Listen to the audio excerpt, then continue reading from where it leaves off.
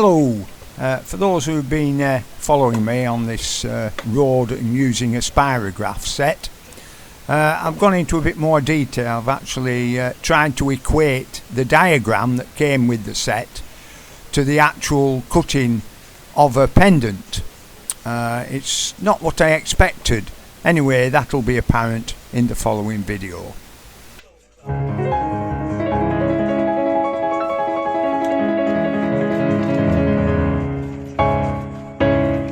Well, for those who don't know, my previous video was my first attempt at using a Spirograph to do some carving. Well, here's the kit. 17 quid I got it from Hobbycraft, and I'm going to use some of the gears that are in the kit itself rather than an old one which I had lying around. I feel confident enough now to use items out of this kit, so let's see. I'll choose a pattern to use and I'll see what I can do. Well, according to the diagram, if I pick a 60-tooth wheel to go on the outside of the annulus ring, which has 144 teeth, I should get petals, if you like, 8 petals. So we'll see how this translates onto my ornamental turning lathe.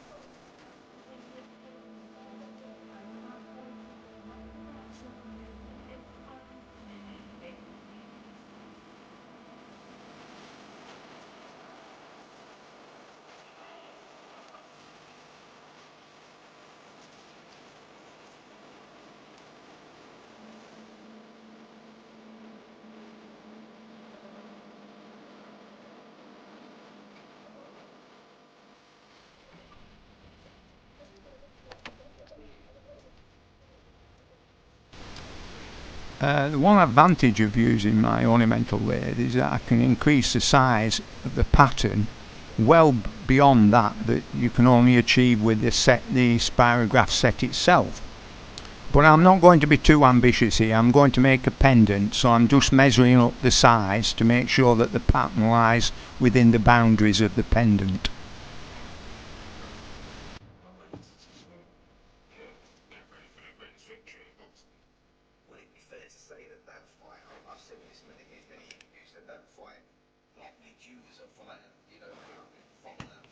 The pattern's very nice, just one drawback: it's not a bit like that indicated on the booklet that comes with the set.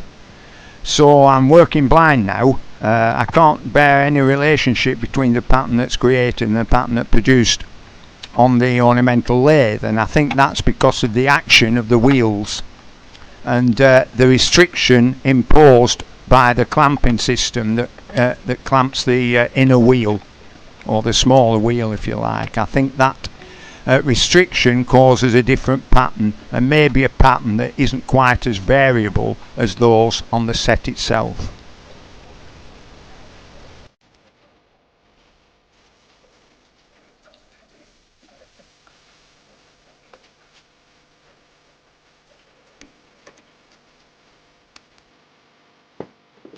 Well, I've set the cutter where I think it should be okay.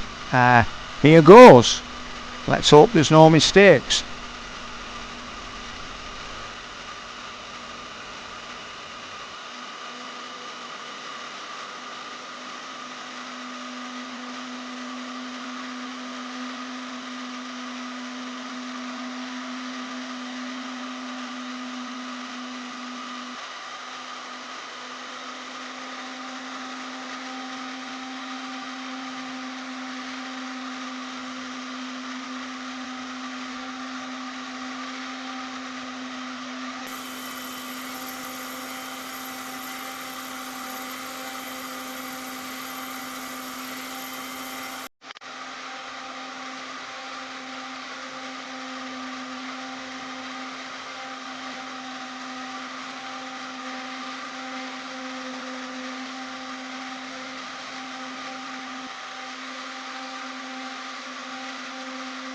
If you noticed here, there was some slight little judder, but it didn't affect the cutting action, and the pattern stays true to itself, I think. Because I've used a dark grainy timber, I think the pattern will be lost in it and won't be as prominent as it could be. So I'm going to fill the pattern with arrowdite and some glitter or colourant. So let's see how it turns out.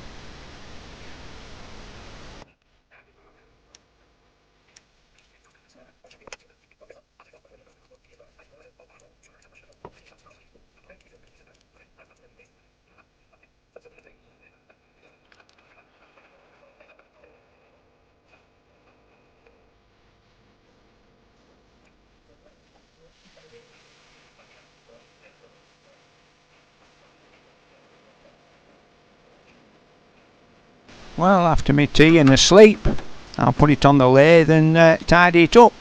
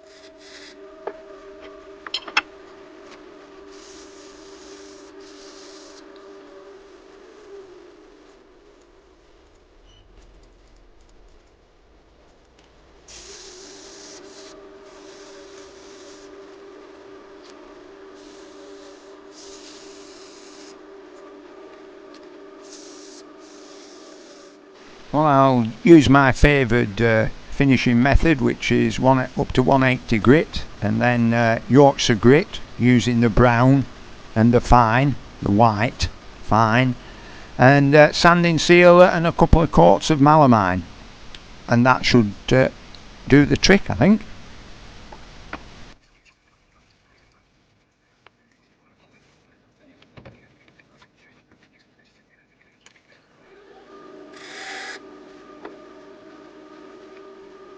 Here I'm parting off at a slight angle to give it a bit of relief at the back. It should look a bit better when it's all polished up.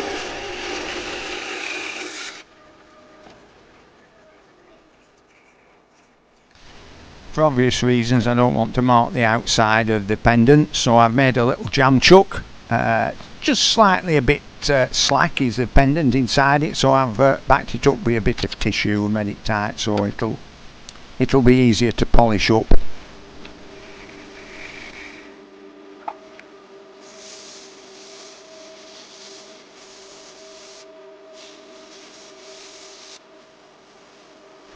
One trouble with my stocks of timber and bits of scrap that I have lying around, a clue what the wood is. I haven't got a tree to look at and analyse or a microscope, and if I did I wouldn't know how to use it. So I just go off whether I like the timber or not, or something that's close to hand, and see what happens. Just one tip, before you put your item into the jam chuck, always remember to put a hole in the back. It saves you having to prise the thing out with a very thin blade. I wish I had £1 for every time I forgot to do that. Just put a tiny hole in one of the gaps in the pattern itself, so I don't disrupt the pattern too much. It's a small hole, but I think it'll be adequate for a cord or something like that to go through.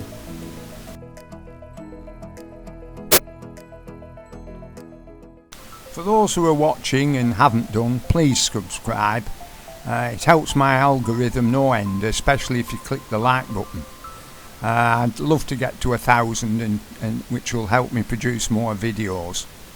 By the way, I'll be doing my next video will be hopefully motorising rather than using a hand wheel, but unfortunately it doesn't go according to plan.